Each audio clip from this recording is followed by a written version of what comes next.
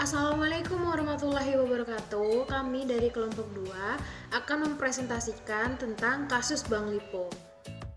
Perkenalkan, nama saya Desi Sintastiani, NPM 18510300196. Halo, nama saya Duta Genza, NPM 18510303665. Nama saya Ega Zalika, NPM 18510303319. Perkenalkan, nama saya Eria Meliana, NPM 18510300215. Perkenalkan, nama saya Fahmi Rosyadi, NPM 18510300371. Perkenalkan, nama saya Fitri Rusyanti, NPM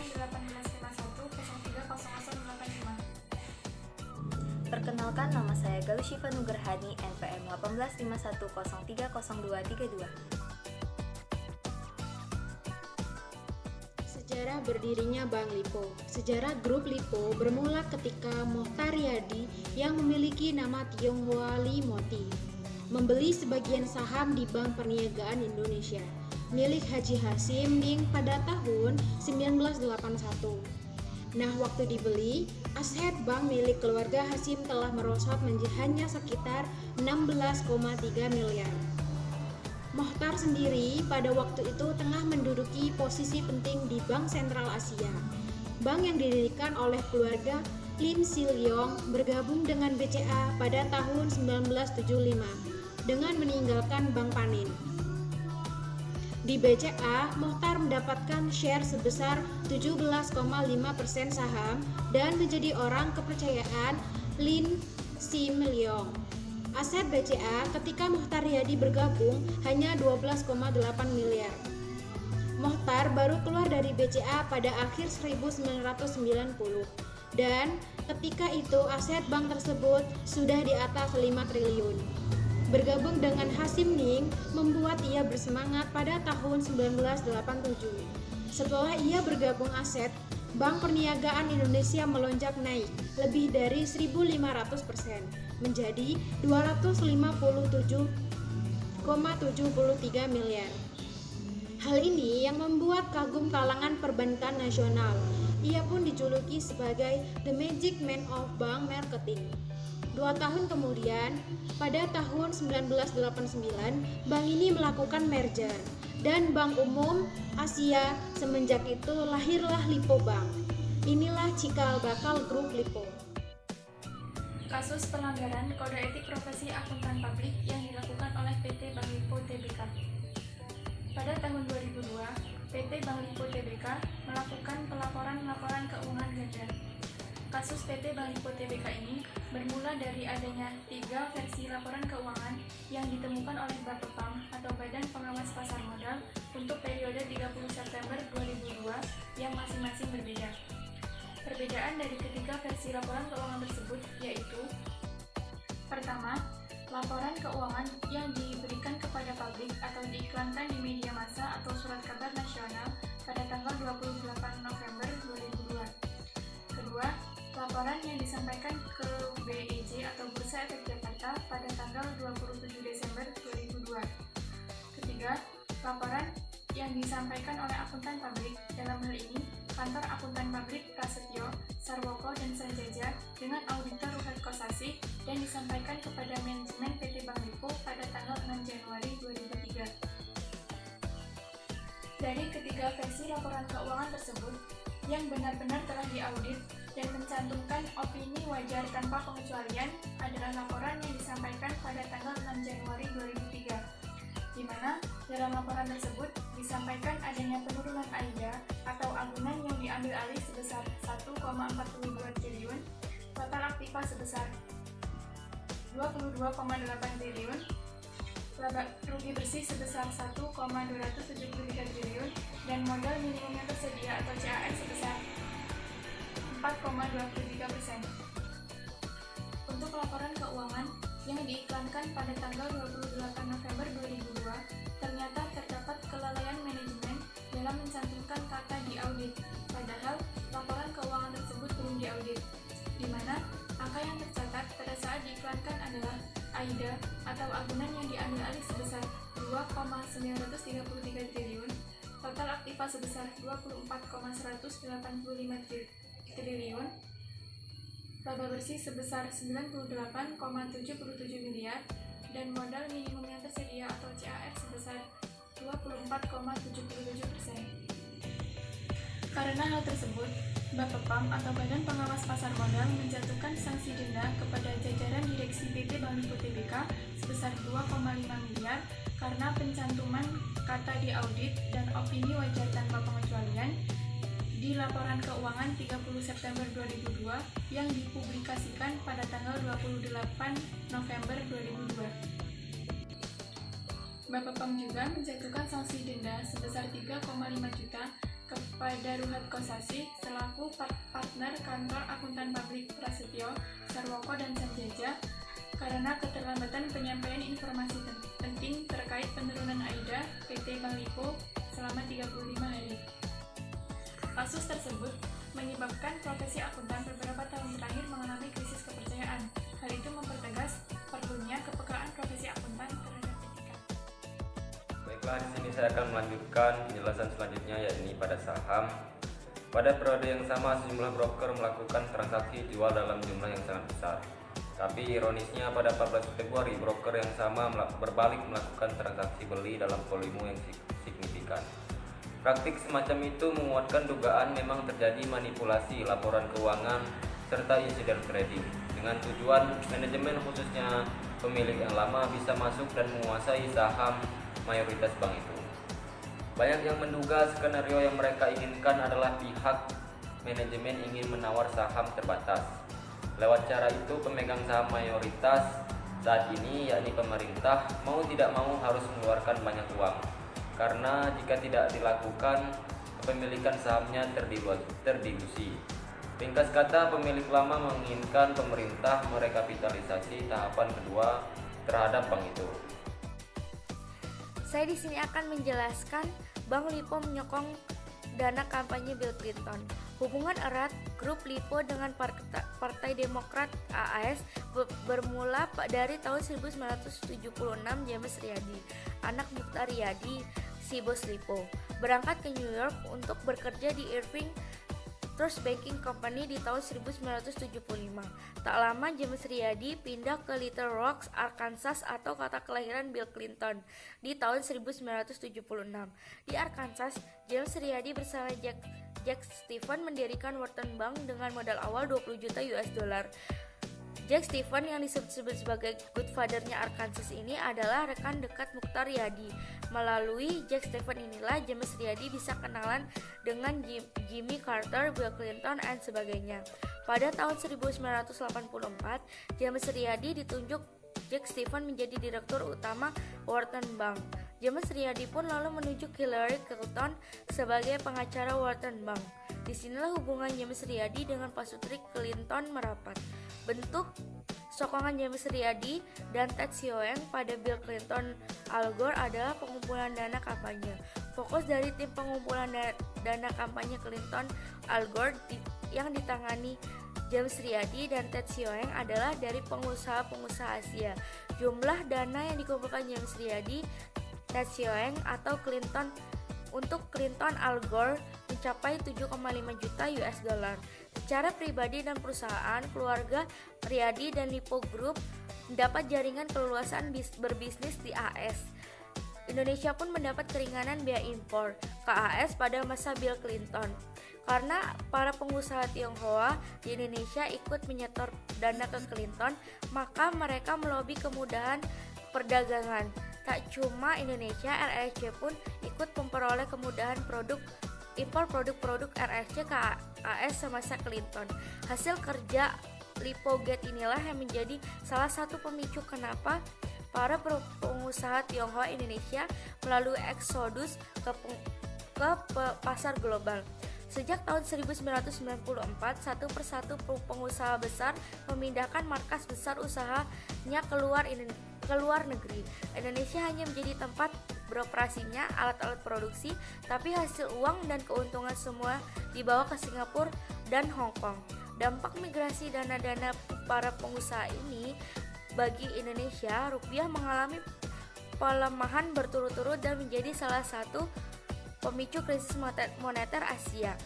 Ketika skandal sumbangan Lipo Group untuk kampanye Clinton terbongkar, Partai Demokrat terpaksa kembalikan hampir 500.000 US dollar. Sementara itu, Muchtar dan James Riyadi atau Lipo Group dinyatakan bersalah oleh pengadilan AS atas pelanggaran UU dana kampanye AS karena terbukti melanggar hukum terkait pemberian sumbangan dana kampanye Capres PD Bill Clinton. Keluarga Riyadi atau Lipo Group dihukum membayar denda sebesar 8,6 juta US dollar atau 86 miliar rupiah atas pelanggaran tersebut. Ini saya akan menjelaskan tentang pelanggaran Bank Lipo. Dari kronologi kasus yang telah diuraikan di bab sebelumnya atas kasus laporan keuangan PT Bank Lipo Tbk periode 30 September 2002 yang disampaikan ke publik periode 28 November 2002, Bank Lipo telah melakukan pelanggaran pasal 93 Undang-Undang Pasar Modal, di mana pasal 93 Undang-Undang Pasar Modal menyebutkan bahwa setiap pihak dilarang dengan cara apapun membuat pernyataan atau memberikan keterangan secara material tidak benar atau menyesatkan sehingga mempengaruhi harga efek di bursa efek. Apabila pada saat pernyataan dibuat atau keterangan diberikan. Yang pertama, pihak yang bersangkutan mengetahui atau sepatutnya mengetahui pernyataan atau keterangan tersebut secara material tidak benar atau menyesatkan. Yang kedua, pihak yang bersangkutan tidak cukup berhati-hati dalam menentukan kebenaran material dan pernyataan tersebut. Dalam kasus PT Bank Lipo Tbk tersebut mengandung 3 unsur dari pasal 93 Undang-Undang Pasar Modal, di mana yang pertama adalah tindakan tersebut mempengaruhi harga efek di bursa efek.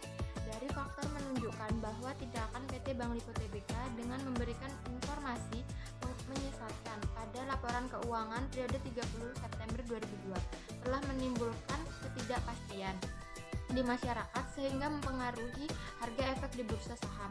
PT Bank Lipo Tbk pun mengalami fluktualisasi yang tajam disebabkan oleh misleading information tersebut. Yang kedua, setiap pihak dilarang dengan cara apapun membuat pernyataan atau memberikan keterangan secara material yang tidak benar atau menyesatkan. Dalam kasus tersebut, laporan keuangan periode 30 September 2002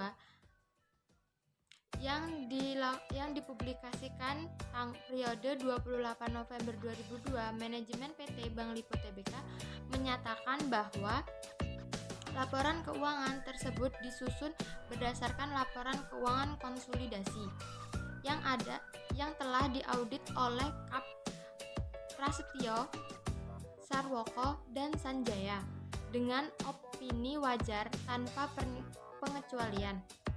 Yang ketiga, pihak yang bersangkutan mengetahui bahwa pihak yang bersangkutan atau keterangan tersebut secara tidak benar atau menyesatkan. Perencanaan kata audit pada laporan keuangan PT Bank Lipo Tbk periode 30 September 2002 membuat implikasi pada perhitungan akun-akun di dalamnya yang terlihat baik namun sesungguhnya bukan keadaan yang sebenarnya. Penjelasan dari pihak Bank Lipo.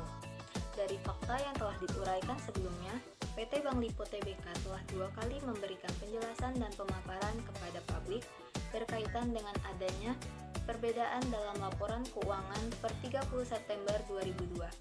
Yang disampaikannya pertama dalam pengumuman penjelasan di Harian Investor tanggal 17 Januari 2003, PT Bank Lipo Tbk menegaskan bahwa laporan keuangan PT Bank Lipo Tbk per 30 September 2002 adalah informasi yang akurat dan benar serta mencerminkan kinerja Bank Lipo yang sesungguhnya, yakni CAR 24,77% dan NPL 9,03%.